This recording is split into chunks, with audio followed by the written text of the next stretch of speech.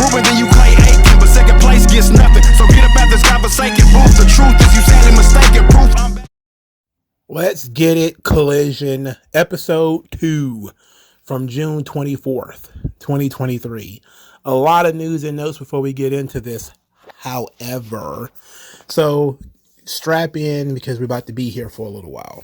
Okay, all right. First, Dave Meltzer continues to spread negativity around AEW. This time, he claims that, and I'll quote him directly, one top name noted to us, that means the Wrestling Observer newsletter, that they went home after the show Wednesday in a bad mood, and even with the key people kept apart and not on the same shows, described the fear of this being a ticking time bomb that will not have a happy ending. Okay, so after that, CM Punk would post on his Instagram account himself in a bathrobe, a selfie, with the song Time Bomb by Rancid playing in the corner, kind of trolling this quote-unquote report. But the trolling would not stop there, however, because Dax Harwood, aka FTR Bald, would add the following statement. This one will get me some heat, but F it. It needs to be said. Whatever quote-unquote top star left the show in a bad mood because a certain individual was there, instead of running to Dave, why not just tell the individual face to face? That's how we used to do things back in the day. Then later on in another tweet delete, I believe, he says, I can't thank everyone in AEW enough for how well they treated Finley this week at Dynamite. You all made her feel so special. If there is a divisiveness that a certain individual is reporting, I didn't see it at all. Check the Collision locker room too. This is a family. So, of course, CM Punk and FTR continuing to stoke the flames. And it's a flame that's been set by Meltzer again and again. Again, these things where Meltzer feels the need to constantly throw a log on the fire, it gets kind of old. I mean, it really does. At the same time, though, these guys have a right to respond if Meltzer is going to keep doing this stuff. You know, FTR Ball basically saying, hey, come talk to us face to face if you got a problem. It's like, didn't that create this issue in the first place? Isn't this issue in existence because somebody went to CM Punk's locker room to have a conversation and ended up getting hit with a chair, you know, and somebody got bit? I don't think that's what we want. I don't think we actually want somebody to actually go to CM Punk's locker room again. And I'm not going to lie to you, by making that sort of challenge, it comes across a little bit confrontational, like come see us, in which case that's not going to help things, you know? Like, I agree, theoretically, you know, you should go see somebody if you got a problem with them. You should not run to the dirt sheets. You should not spread rumors. You should not gossip about people. If you got a problem with somebody, you should go to them and say that, you know, and whatever happens, happens. But we have created a situation here in AEW where guys are not capable of doing that, and they're not capable of handling that kind of situation. Therefore, they must run to the dirt sheets. And it's embarrassing because these are grown men. You know what I'm saying? And we got to say this pretty much every week. These are grown men, and they see each other now twice a week. With Collision, now they see each other twice a week. So, yeah, it is a ticking time bomb ready to explode. Because now these guys are going to be around each other far more often than they wanted to be. So, it didn't just end there. Now, I'm going to talk about this even though I'm kind of iffy on whether I believe it's real or not. So, Billy Body, who used to do the wrestling news for Conan and Disco Inferno before he was summarily kicked off the show, he claims that he's being sued by CM Punk. Now, this comes from Ringside News, which is probably the only site that's pretty stupid in order to cover this. But it does come across with some level of realism. Now, apparently, CM Punk's attorneys sent Billy Body a letter over a shirt that exists, and this shirt calls CM Punk a pedophile. So it says pedophile. It spells the word pedophile, but it emphasizes the word phil, so it's basically pedophile. And this comes after last week's debacle where CM Punk held up a support LGBTQ youth or support the trans youth sign. And everybody's been losing their minds over it ever since. So, Billy Body, I guess, posted this shirt, or he was wearing this shirt or whatever. And that led people to believe that he created the shirt. So apparently he got a legal letter. So this is from Ringside News, and they're quoting Billy Body from his own podcast. He says, I recently received a letter letting me know that CM Punk Phil Brooks intended to sue me. So he's using me on the grounds of mainly a tweet and responses to said tweet and a satirical meme I posted, but it insinuates that I created the meme and selling the t-shirts that are being sold on the internet. There are actually t-shirts being sold for this. I did not create the meme. I did not sell the shirt. So, of course, he's denying that he has anything to do with this. Really. I've seen the shirt. I'll talk about it in a minute. Let's continue. It says, he reads out what CM Punk wants in order to prevent the lawsuit. And he says, quote, we are going to brief through this letter. It's a lot of me calling me names. To summarize, all the statements and images discussed above are false and defamatory concerning of Mr. Brooks and expose you to very serious liability. Says how? What did he lose? What did he lose from this? Not that I did any of it, apart from the tweet, but what did he lose? Further, you publication, dissemination of an author's and disciple image of the fabricated t-shirt discussed above violate numerous other rights of Mr. Brooks and give rise to an array of additional legal claims for damages and relief. Simply put, your conduct is clearly unlawful as well as despicable, and your behavior exposes you to substantial liability for compensatory and punitive damages, as well as other remedies. Moreover, if Mr. Brooks chooses to take legal action against you, your own history of bigotry and homophobic statements would provide indisputable and compelling evidence that your publication and dissemination of lies, libelous and hateful statements and images concerning Mr. Brooks were malicious and knowingly dishonest. So that's apparently what this guy is facing from the lawyers of CM Punk. It's all kind of dumb. All right.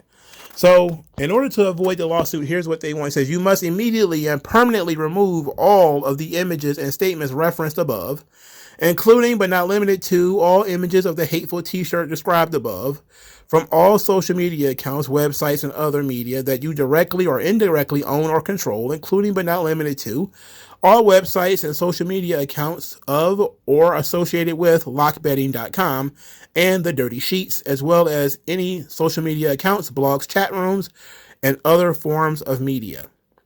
Body says this, I delete the tweets related to the t-shirt. I did this because I only want to be responsible for what I am responsible for. I didn't create that, didn't sell the shirt, so this is not a case of me not standing my ground. This is a case of me saying, go take your shit up with the people that did it. I'm not taking the hit for other people for sure, but I have not removed my original tweet because that's how I was able to read it. Then he continues, you must take all steps necessary to cause any persons and media who published, disseminated, republished, or reposted your false and defamatory statements and images concerning Mr. Brooks to delete and take down those false statements and images from all social media accounts, websites, and other media. And he says, obviously, again, I'm not doing that. So then the letter continues, you must immediately post prominent public retractions and apologies on all websites, social media accounts, and other media where any of your defamatory statements concerning Mr. Brooks were posted, republished, or published to date. Your retraction and apology must be unequivocal, and it must state without reservation or qualification that Your statements concerning Mr. Brooks were entirely false, including this absurd suggestion that he is a pedophile. Billy Body says, not in one place did I say that. Is that anywhere? The letter says, you deeply regret having published each of these statements and images, and you apologize to Mr. Brooks for having made and published the statements in question. You must confirm in writing your completion of each of these foregoing steps within 24 hours. If you fail to take all of the foregoing steps promptly and provide us with written confirmation that you have done so, our client is prepared to take whatever steps he deems necessary to protect his legal and equitable rights. Our investigation is continuing. All of our client's rights, claims, remedies, and positions are reserved. This letter is not intended, nor should it be construed as a complete statement of all of the facts and or issues that are or may be relevant to the matters addressed herein or any other matters. So, it reads like a legal letter. It sounds like a legitimate legal letter to me. I don't really trust Billy Body, but the shirt exists, and they also have a hoodie. And Billy Body said that he did not create this. He was just reposting it. But it seems CM Punk is going scorched earth. Now, my only issue with this, and my first question, would be, what would be the jurisdiction? Billy Body is not American. So what would be the jurisdiction that he would be suing Billy Body in? Would it be the United States, or will it be in the UK, where I think Billy Body actually lives? Now, can he sue Billy Body? Well, the shirt has CM Punk's face on it, and therefore it falls under name, image, and likeness, or what we call intellectual property. CM Punk owns the intellectual property of CM Punk. Therefore, you cannot sell images of his name or face without his permission, and you can be sued for that. Now, the fact that the information is defamatory and libelous, well, the libel laws in the United States are pretty tricky, right? Because you can go on TV and call somebody a rapist. You can call somebody a pedo on TV. They do it all the time. And typically, there really is no consequence of it. You can go on television and call somebody a pedo if you want. You usually come across what they call slap laws, which is if you make a comment about somebody in public, and if somebody makes a comment about you in public, let's say, and you file a lawsuit against them, it can be considered a nuisance or a way of silencing their speech, and therefore to get tossed out what they call anti-slap suits. And these are in some places like New York and New Jersey. A lot of the heavy leftist places have them, which is how you can go on TV and call somebody a racist or a rapist and all this kind of stuff. And, it's almost impossible to sue somebody for doing it. So that's why I question what's the venue for this, because I know they don't have the First Amendment in the UK, So if you don't have the First Amendment in the UK and that's where he lives, and you can target him there and say, well, he not only violates our intellectual property rights, which I would assume also apply in the UK, is that you have intellectual property rights in the UK.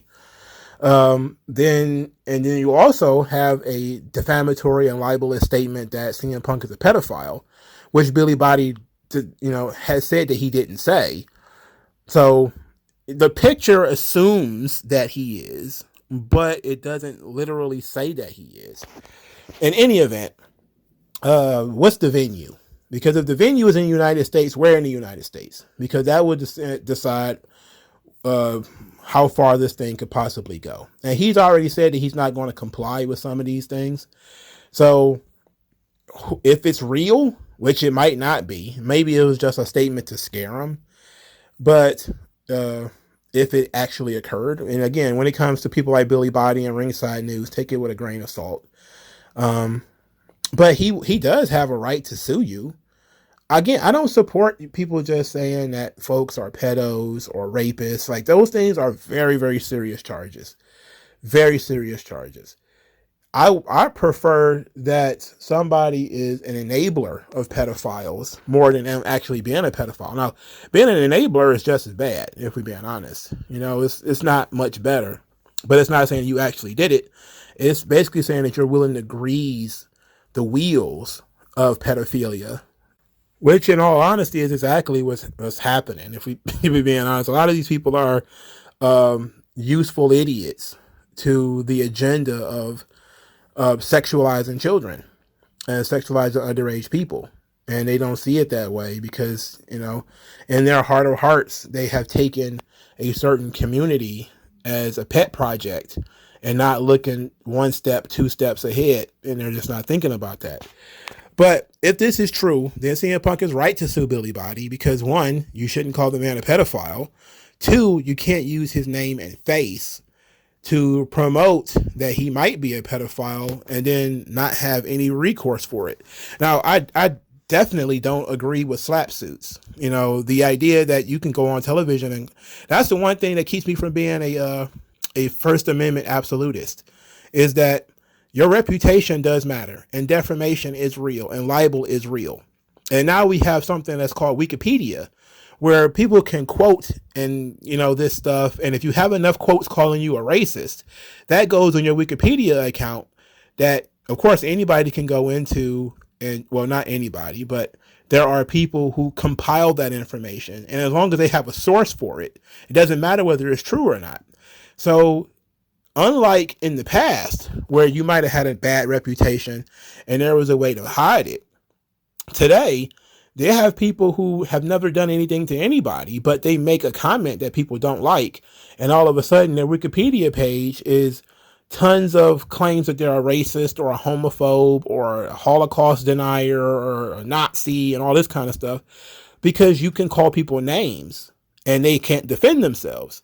And usually when it comes to the First Amendment or a libel or whatever, you have to show that there was some kind of injury. And this is what Billy Body was arguing, is that CM Punk has to show damages. He has to show some kind of damage that was caused by the selling or promoting of this product. Now, there's a lot of people who could show damages for being called a racist and they lose their job. They could show damages for being called a sexist and losing their job. And then yet they still never sue, or they can't sue, or they'll get hit with these slap suits or whatever. And, or these anti-slap suits. I'm sorry. I'm trying to get my verbiage right. And anyway, but that would be the question here. What's the venue? And then where is CM Punk's damages? He didn't lose his job. He didn't lose any money. You could possibly say that he is owed money from whatever money you used or made, rather, from the usage of his name, image, and likeness. But is that really the money that he wants? Unless he can just turn around and give that to charity. And it's likely not even any real money anyway, because the shirt hasn't been around that long. It's only been a week. So it's not like the shirt, is, sold 6 million copies of the shirt or anything like that. And then if he is going to sue over the shirt, he can't sue Billy Body because Billy Body didn't make the shirt. At least he claims he didn't make the shirt. So it's a really interesting situation. We'll see whether it's true or not. It probably is not, if we're being honest, but it's an interesting conversation to have, even if it didn't happen. All right.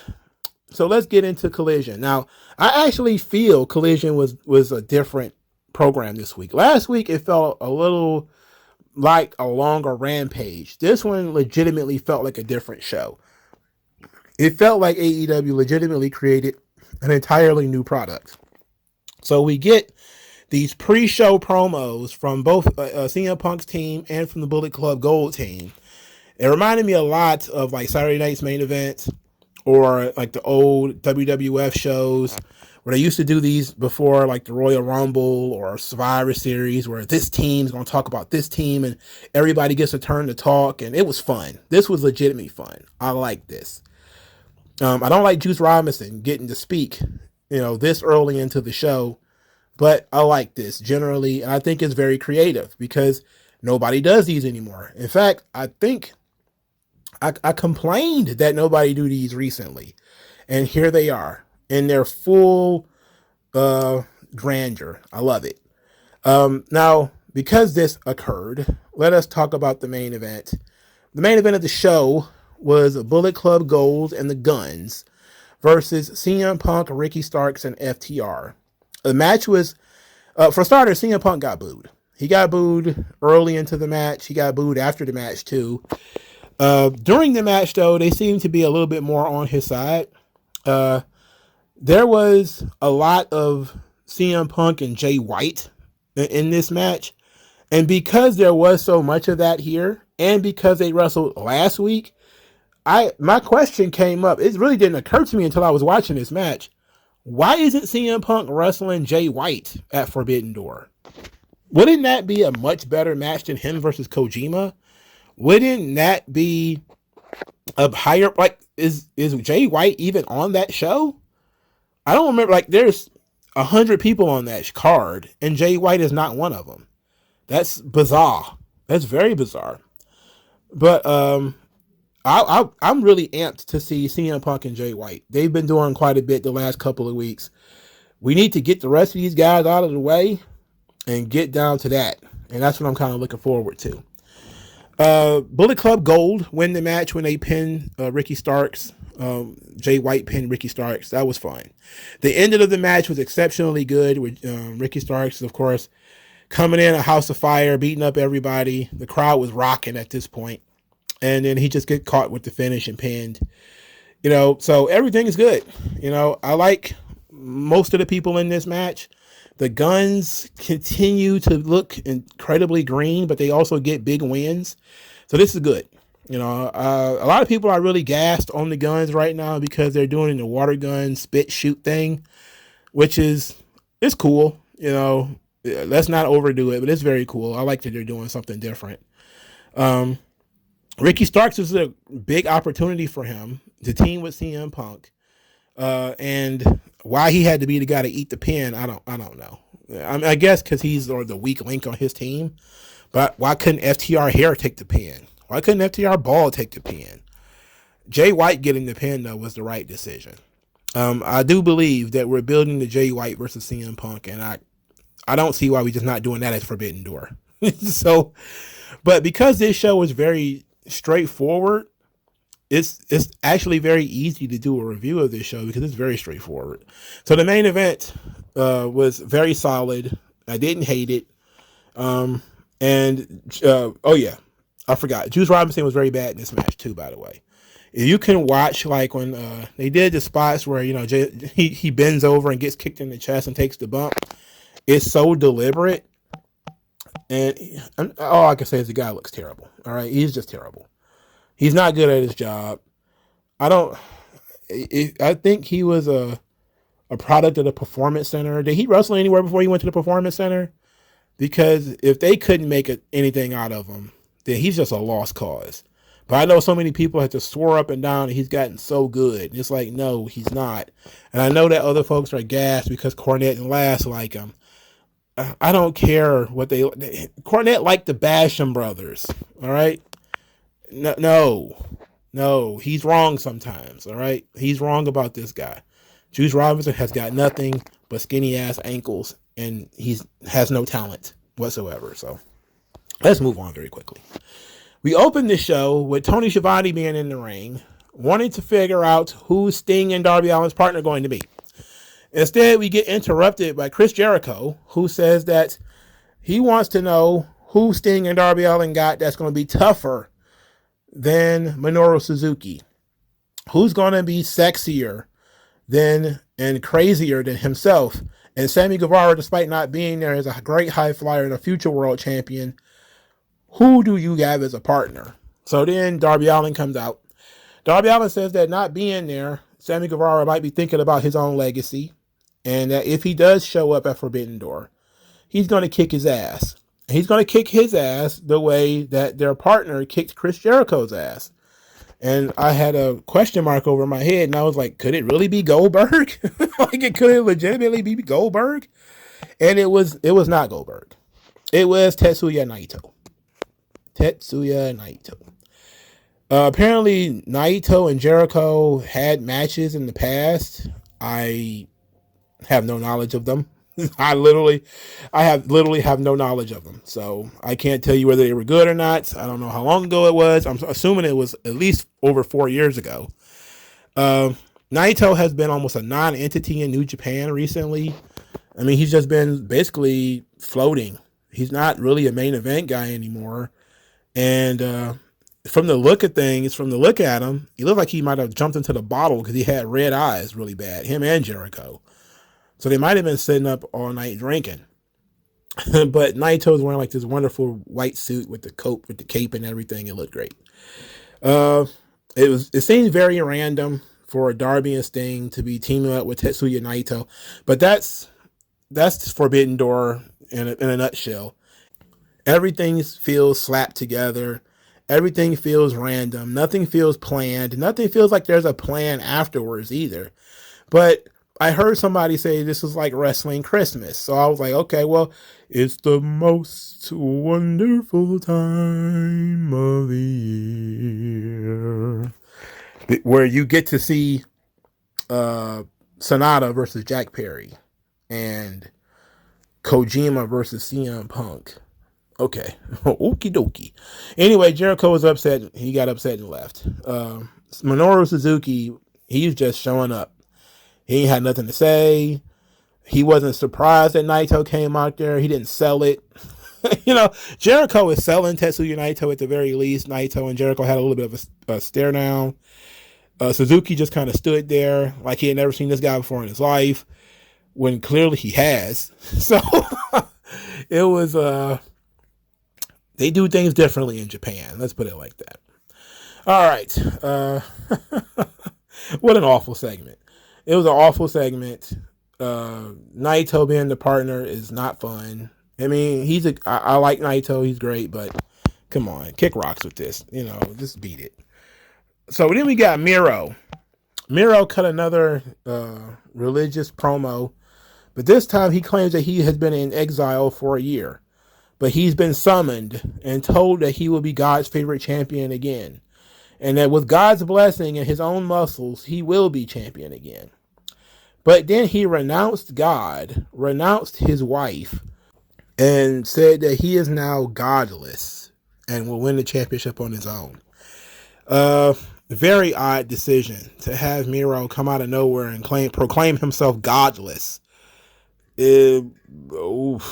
Okay. I kind of liked the Knights Templar version of Miro better than this. I don't know what this is going to be, but I guess we're going to give it an opportunity. But him continuously calling God a coward and all this kind of stuff, it's coming across as kind of Garth Ennis, edgelordy. And it is what it is. I'm not, one of these sensitive types that are going to lose their mind over this, but I do see that, people have not watched enough of this stuff, because you would think that would be something that would really kind of blow the lid off of how people should feel about AEW, where you have multiple pagan characters who are renouncing God, and now you've got this guy renouncing God. It's like, wow, is that like a thing we do now? Like we're just going to go out there and start dissing the Lord? Okay. But Miro, I don't know. I like the idea of him being like a Knight Templar before. I don't know. I'll give this an opportunity to develop before we go any further with it. But the last set of promos that he didn't go anywhere. So I don't know if the plan is for this to actually go anywhere either. Match 1. The first match on the show took place almost 30 minutes into the show. Hiroshi Tanahashi versus Swerve Strickland. Man, Tanahashi looked bold in this match. Oh boy. He got to the top rope for the finish and stumbled. Swerve is thankfully a veteran enough that he was able to get up, climb to the top rope, let Tanahashi knock him back down so that he could actually do the finish. But man, Tanahashi, he wrestles now like he got hit by a car. He just like basically staggers through the match at this point. Poor Ace. I feel so bad for him every time I see him now. And that's one of the reasons why I kind of slowed up on my watching of New Japan, is how they keep dragging Tanahashi out there when he's clearly over the hill and not capable anymore. And he even will admit it at this point. Like, he's just not doing a good job. But the match was fine. And I'm pretty sure Swerve Strickland didn't care about putting over Tanahashi, because this was probably a dream for him. He's one of those indie guys who probably loved the idea. Like, man, I got to work with Tanahashi. It's like, yeah, sure. But Swerve, all right, he's just A guy living on the edge of everything in AEW. They're not sure if they're pushing him or not. Anyway, MJF popped up on the screen afterwards. Said he only agreed to do a match with Tanahashi if they go on first, because he doesn't want to be in Canada and also doesn't want to watch a bunch of indie jabronis from Japan. So we already know what the first match on the show is going to be, and that's Hiroshi Tanahashi versus MJF. Now, it's sensible to put this match on first because you know MJF is going to win and Tanahashi is not winning. So that's a sensible thing. You could probably put on Kojima and Punk first, too, if we were being honest, for the same reason. There's a lot of matches you probably should put on first if you're going to just avoid putting on a match that's going to be very obvious. MJF continuing to diss New Japan. That's fine. I'm pretty sure they don't care, though. Especially after Sonata took a dump all over the AEW title, which I thought was funny.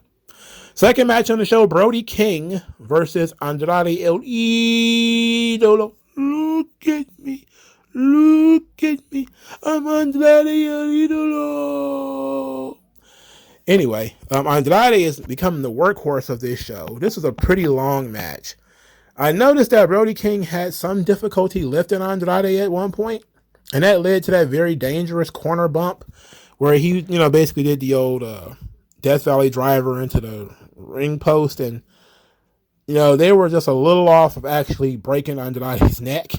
Thankfully, Andrade came out of that thing okay.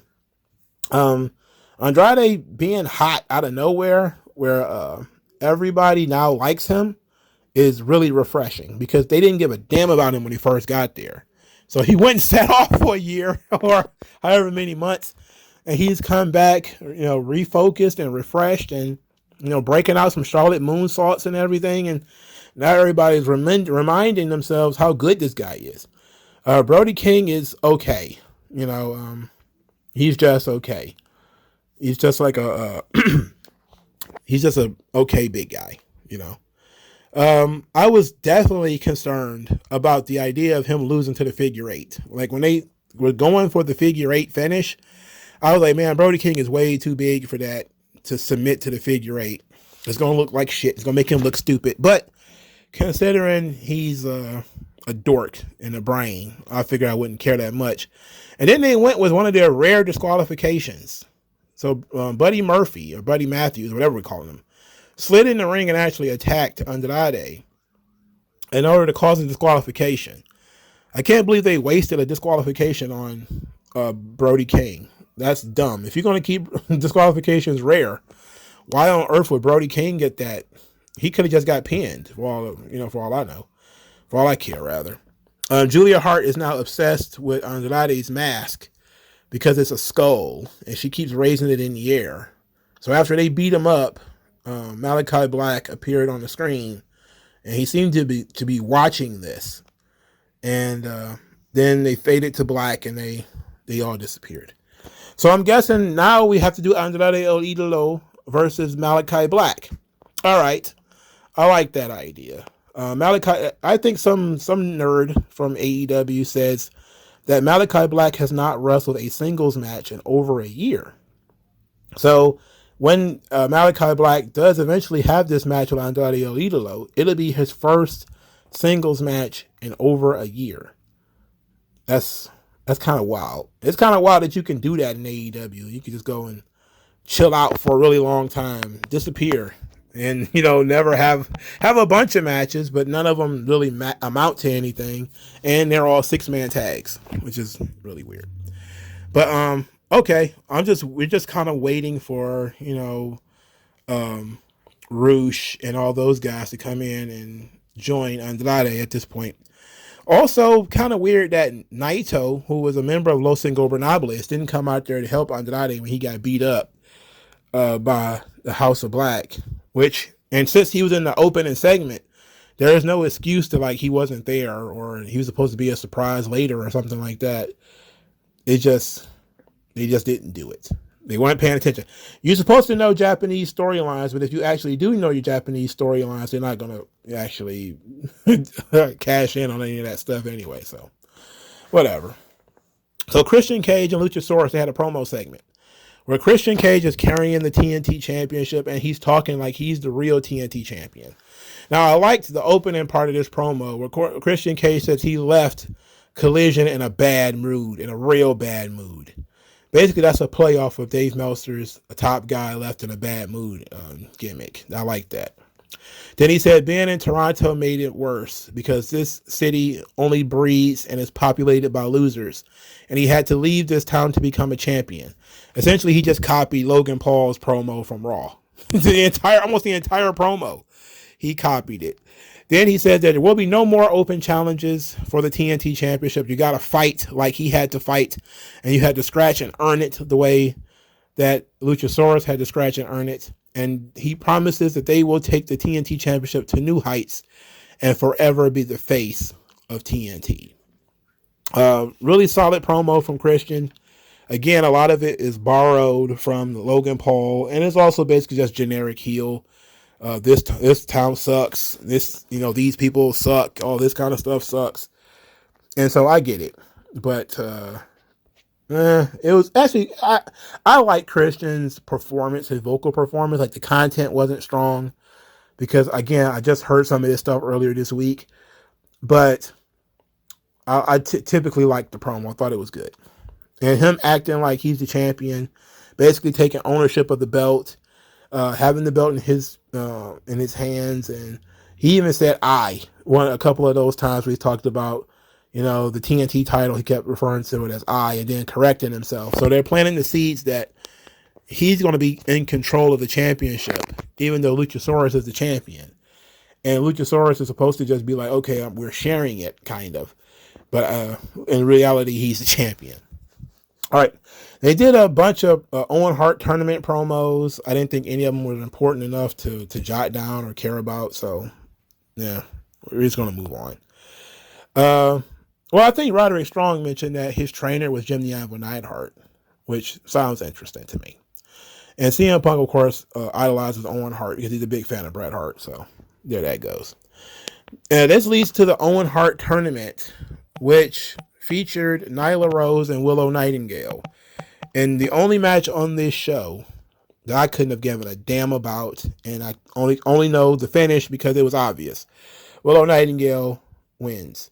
After the match, the Outcasts circled the ring. Hey, Saraya is back. They didn't make a big deal about her coming back, but hey, she's back.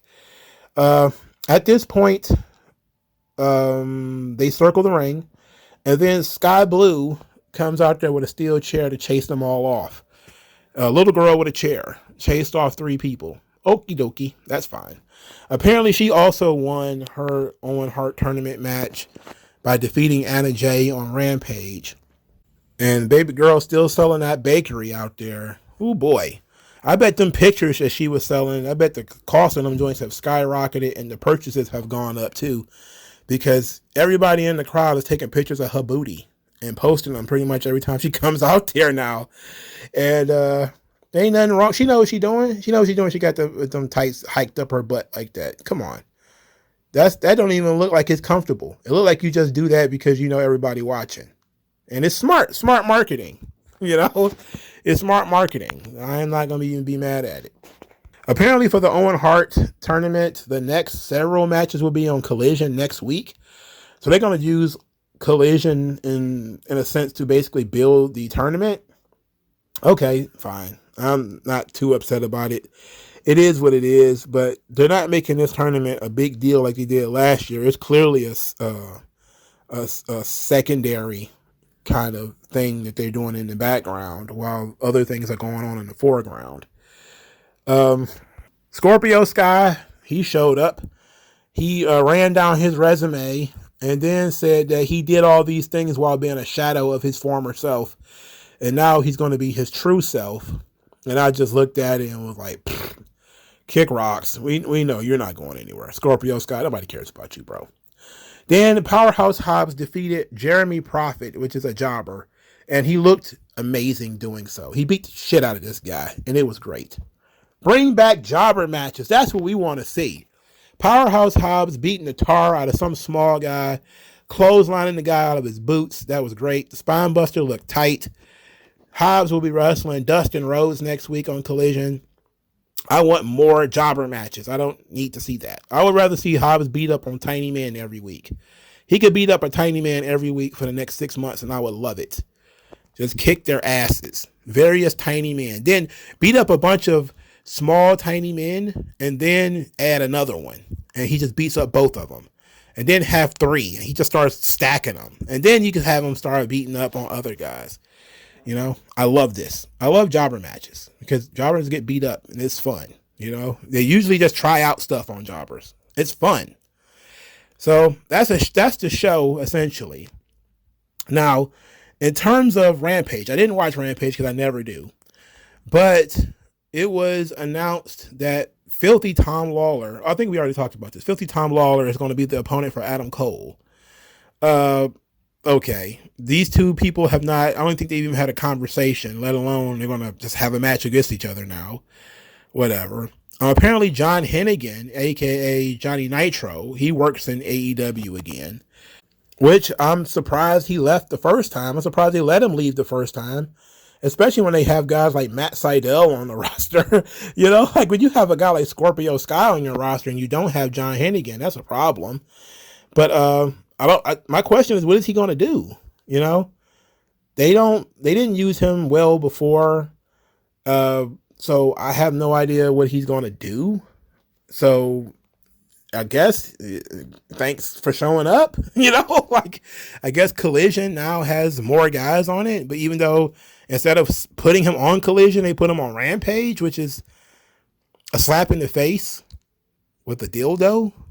You know, like it's disrespectful to bring a guy out on Rampage. I also heard that they did the Sonata Jungle Boy face-off on Rampage, which of course tells you what they think about both of those guys.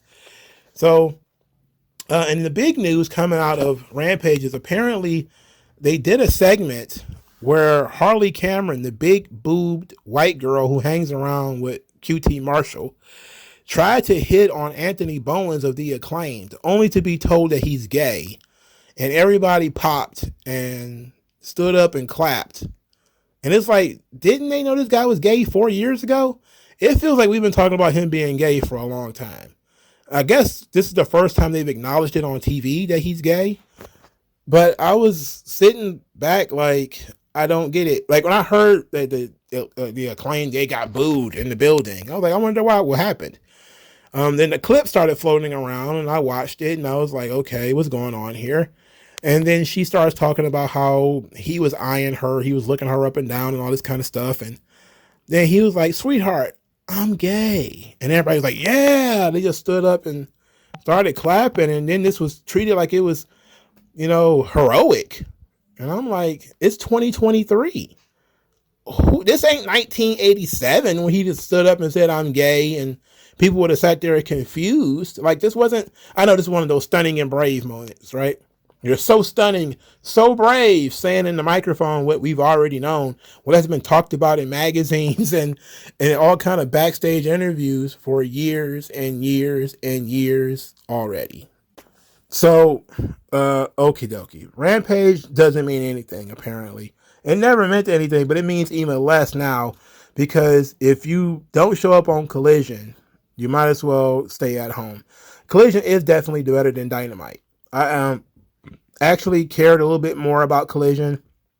It comes across as a fresher product, especially a more mature product, a more professional product than the regular Wednesday show. So I actually do feel the difference now. Last week, I wasn't so sure about what the difference was. I really didn't get it. It felt like like a longer version of Rampage. But this actually feels like a completely different program. They even wrestle the matches differently. And so much that there's not a lot of outside the ring crap.